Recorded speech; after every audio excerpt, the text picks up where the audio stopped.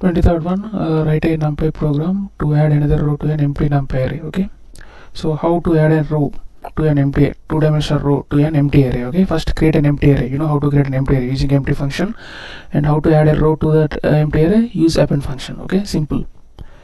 Just check the output here. First we have created an empty array here, 0, 3 integer, and using append function, array means this one array, empty array, and then we are adding that array to this one, 10, 20, 30 new elements. Axis equals 0. If you did not give an axis equals 0, it converts into one dimension only. If you want 2D array, you have to give axis equal to 0 here. Okay, check the output here.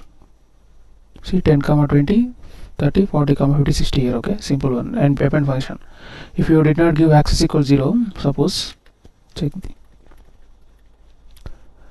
axis is an optional one, just it flatten the elements are flattened here. Okay, 1D dimensional, it ends the 1D dimension here.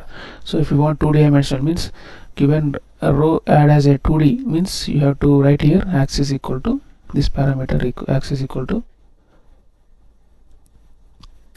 0 here.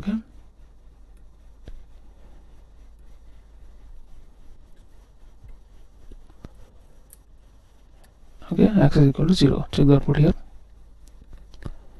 Right, simple. Append function means adding the row.